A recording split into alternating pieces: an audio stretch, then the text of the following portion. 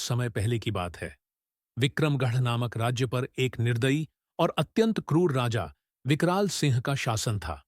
उसकी क्रूरता की एक अनोखी और भयानक परंपरा थी।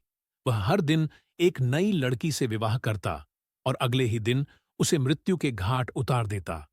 राज्य में भय का वातावरण था। कोई भी राजा के इस फैसले का विरोध करने का साहस नहीं करता।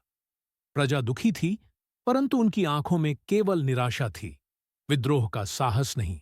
इस अनकही पीड़ा का एकमात्र गवाह था राज्य के दक्षिणी छोर में रहने वाला एक बूढ़ा जादूगर और उसकी सुंदर, बुद्धिमान और दयालु बेटी सुदक्षिणा। सुदक्षिणा केवल रूपवान ही नहीं, अपितु हृदय से भी निष्कलंक थी। वह अपने पिता के पास आने वाले हर व्यक्ति की सहायता करती, चाहे कोई बीमार हो, चाहे कोई दुखी आत्मा हो। वह सभी को अपने ज्ञान और करुणा से सुकून प्रदान करती। एक दिन जब उसके पिता नगर के एक पुराने मित्र से मिलने जा रहे थे, तो सुदक्षिणा ने भी उनके साथ जाने की जिद की। काफी मना करने के बाद अंततः जादूगर ने अनुमति दे दी। जब दोनों नगर के प्रवेश द्वार पर पहुंचे, तो वहां का दृश्य देखकर सुदक्षिणा का हृदय द्रवित हो उठा।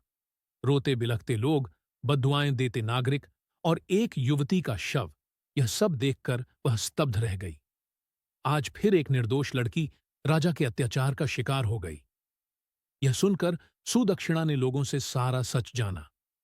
जब उसे यह पता चला कि राजा हर दिन विवाह कर अपनी पत्नियों की हत्या करवा देता है, तो उसने अचानक एक साहसिक निर्णय लिया। मैं राजा विकराल सिंह से विवाह करूंगी। जादूगर पिता की चिंता बूढ़े जादूगर के लिए यह एक आघात था। वह कांपते स्वर में बोला, बेटी, क्या तुमने पागलपन की बात कर दी? तुम जानती हो, यह मृत्यु का द्वार है। आज तक किसी ने भी इस दुष्ट राजा को नहीं बदला। लेकिन सुदक्षिणा शांत और दृढ़ थी। उसने अपने पिता की ओर देखा और बोली, पिताजी, यदि मेरी बुद्धि, करुणा और सत्य के बल पर मैं इस क्रूर राजा को बदल सकी, तो यह मेरे जीवन की सबसे बड़ी उपलब्धि होगी। और यदि मैं असफल रही, तो भी मैं निडर रहूंगी। मृत्यु से अधिक भयावह अधर्म के विरुद्ध न लड़ना है। उसकी दृढ़ता के आगे उसके पिता को झुकना पड़ा। भारी मन से उन्होंने उसे राजा के महल की ओर भेज दिया। आगे के भाग के लिए कृपया हमारे चैनल पर बने रहें।